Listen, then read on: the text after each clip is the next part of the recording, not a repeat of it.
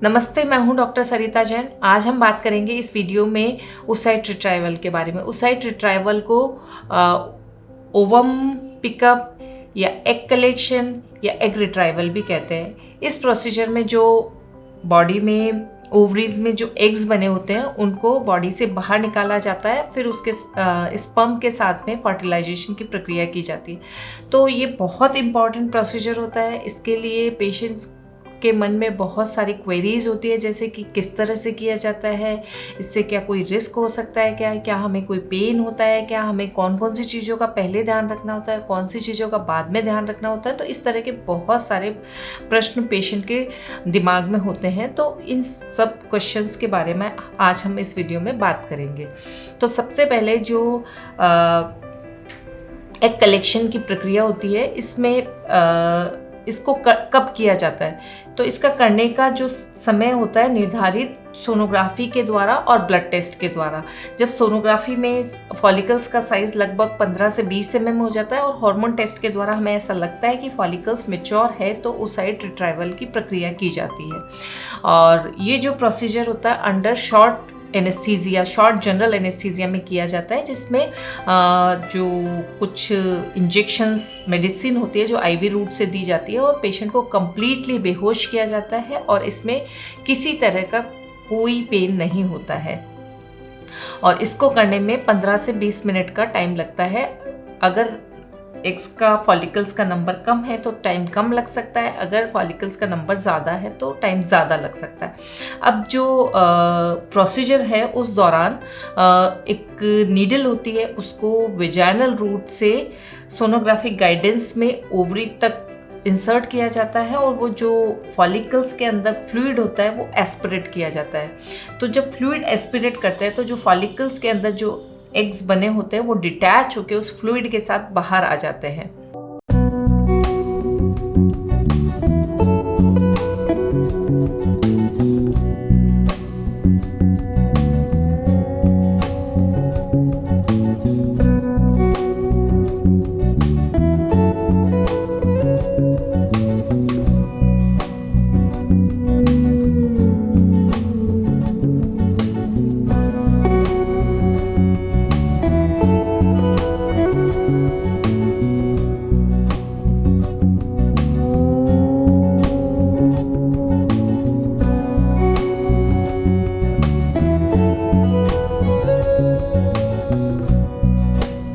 Lab के अंदर transfer कर दिया जाता है। अब लैब के अंदर इसमें से जो फ्लूइड है उसमें से OCC, oocyte क्यूमुलस कॉम्प्लेक्स, इनको अलग किया जाता है और जो oocytes होते हैं इनको कल्चर मीडिया से रिंस किया जाता है। रिंस करने के बाद में इन oocytes को पेट्री डिश में, कल्चर डिश होती है उसमें ट्रांसफ़र कर दिया जाता है और इनको स्पेशलाइज जो IVF इंक्यूबेटर होता है उसमें रख दिया जाता है।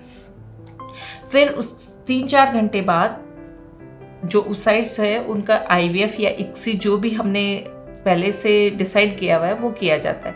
अगर IVF करना है तो oocyte और स्पर्म को मिक्स करके रख देते हैं और अगर ICSI करना है तो डायरेक्टली oocyte के अंदर स्पर्म को इंजेक्ट किया जाता है। फिर इनको इंक्यूबेटर के अंदर रख दिया जाता है। नेक्स्ट डे फर्टिलाइजेशन के लिए चेक किया जाता है। उसके बाद में ये जो एम्ब्रियो होते हैं उनको 2 से 5 दिन के लिए कल्चर किया जाता है और उस कल्चर के बाद में अगर हमें फ्रेश ट्रांसफ़र करना है तो 2 से 5 दिन के बाद में 1 या 2 एम्ब्रियो को यूट्रस में ट्रांसफ़र कर दिया जाता है और उसके बाद में 12 से 14 दिन बाद में प्रेगनेंसी टेस्ट किया जाता है। और अगर फ्रेश ट्रांसफ़र नहीं करना और अगर फ्रीज़ करना है तो इनको एम्ब्रियो को फ्रीज़ किया जाता है और बाद में जो भी कंफर्टेबल टाइम होता है उसके अकॉर्डिंग एम्ब्रियो ट्रांसफ़र किया जाता है। अब कुछ चीज़ें होती है जो कि हमें oocyte रिट्राइवल से पहले ध्यान रखने की होती है। कुछ इंस्ट्रक्शंस होते हैं, कुछ डूज और डोंट्स होते हैं जो आपको फॉलो करने होते हैं। सबसे जो इम्पॉर्टेंट चीज़ है वो ये है कि आपको जो HCG का इंजेक्शन दिया होता है वो आपको एग्जैक्टली सही समय पर आपको लेना बहुत ज़्यादा ज़रूरी है। इसमें आप किसी भी तरह की कोई गलती नहीं कर सकते। इसके अलावा भी कई तरह के इंस्ट्रक्शंस होते हैं जो आपको IVF सेंटर्स के द्वारा दिए जाते हैं, जैसे कि आप हॉस्पिटल में आपको जो समय बताया गया उस समय पे आप अपने हस्बैंड के साथ में आपको हॉस्पिटल में रिपोर्ट करना होता है और जो कुछ आपको अगर आपका पिकअप मॉर्निंग टाइम में होना है तो मिडनाइट से आपको कुछ भी खाना पीना नहीं होता, और अदरवाइज़ अगर किसी और समय पे है तो कम से कम 6 घंटे पहले आप कुछ नहीं खाएंगे और कम से कम 4 घंटे पहले आप पानी वगैरह भी नहीं पिए। और जब हॉस्पिटल में आप आए हैं तो उस समय आपको जो एनेस्थीसिया के लिए साइन लिए जाते हैं और आईवी ड्रिप आपको स्टार्ट की जाती है। जस्ट बिफोर प्रोसीजर आपको यूरिन पास करने के लिए बोला जाता है। उसके बाद में आपको आईवी ओटी में oocyte रिट्राइवल के लिए लेके जाया जाता है। फिर वहाँ पे रिट्राइवल की प्रक्रिया करते हैं जिसमें 15 से 20 मिनट का टाइम लगता है, और रिट्राइवल के बाद में आपको थोड़ी देर ऑब्जर्वेशन में रखने के बाद में वार्ड में शिफ्ट कर दिया जाता है।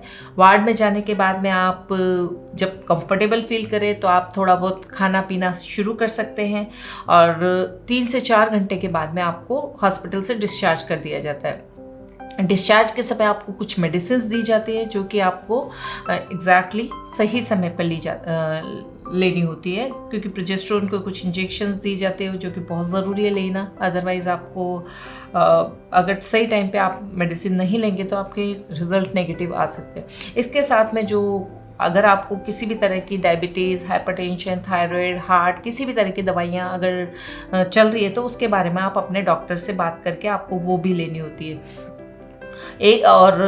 एक और जो इंस्ट्रक्शन आपको दिया जाता है वो ये है कि कम से कम 2 से 5 दिन के लिए आपको एब्सटिनेंस रखना होता है। मतलब आप 2 से 5 दिन के लिए इंटरकोर्स नहीं करें। जब उस साइड ट्रैवल करते हैं उस टाइम पे हस्बैंड का सीमन भी कलेक्ट करते हैं और उसके बाद में प्रोसेसिंग की जाती है सीमन की, और उसको फर्टिलाइजेशन के लिए यूज़ किया जाता है। अब अगला प्रश्न ये होता है कि इसमें क्या रिस्क हो सकता है। यूजुअली ये प्रोसीजर सोनोग्राफिक गाइडेंस में किया जाता है, और जो नीडल होती है वो बहुत क्लियरली सोनोग्राफी में दिखाई देती है, तो किसी भी तरह के कॉम्प्लिकेशन के चांसेस बहुत कम होते हैं। जो कभी कभी कॉम्प्लिकेशंस हो सकते हैं वो ये है कि पेल्विस में इन्फेक्शन हो सकता है, ओवरीज को या यूट्रस को इंजरी हो सकती है, बाउल ब्लैडर को इंजरी हो सकती है, और कभी कभी अगर ब्लड वेसल्स को इंजरी हो जाती है तो ये थोड़ा सा रिस्की भी हो सकता है। प्रोसीजर के बाद में आपको जो ध्यान रखने की चीज़ ये है कि आपको साथ में कोई रहना चाहिए, क्योंकि पूरे बेहोश करके प्रोसीजर किया जाता है तो आप खुद घर पे ड्राइव करके नहीं जा सकते। घर जाने के बाद में आपको 1 से 2 दिन के लिए रेस्ट करना होता है, और जब भी आप कंफर्टेबल फील करें 1 या 2 दिन के बाद में आप अपने काम पे जा सकते हैं, अपना रूटीन वर्क कर सकते हैं। और इसके बाद में प्रोसीजर के बाद में थोड़ा बहुत नीचे पेट में दर्द होना कॉमन चीज़ है, इसलिए ज़्यादा आप टेंशन नहीं करें। और थोड़ी बहुत वेजाइना से स्पॉटिंग भी हो सकती है, वो भी नॉर्मल है। और ओवम पिकअप के बाद में कुछ दिनों तक आपको इंटरकोर्स अवॉइड करना होता है। जो कुछ जैसे नोशिया, वॉमिटिंग या थोड़ी बहुत वेजाइनल ब्लीडिंग ये सब कॉमन होता है, परंतु अगर आपको अधिक पेट दर्द है या ब्लीडिंग अधिक हो रही है या फीवर वगैरह आ रहा है तो आपको हॉस्पिटल में रिपोर्ट करना होता है।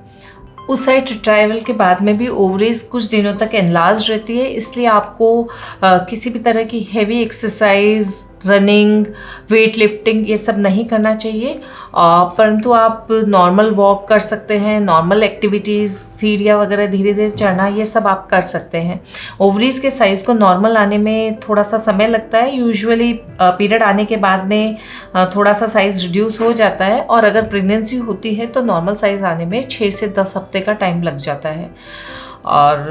और जो चीज़ ध्यान रखनी है वो ये है कि आप किसी भी तरह के वेजाइनल क्रीम, जेल या स्पर्मिसाइड यूज़ नहीं करें। और प्रोसीजर के बाद में आप डेली बाथ लें, परंतु आप ये इस चीज़ का ध्यान रखें कि हॉट बाथ या जकूजी ये सब आप यूज़ नहीं करें। तो ये छोटी सी जानकारी थी ओवम पिकअप के बारे में। इससे रिलेटेड अगर आपके कोई क्वेरीज है तो आप हमें पूछ सकते हैं। Thank you.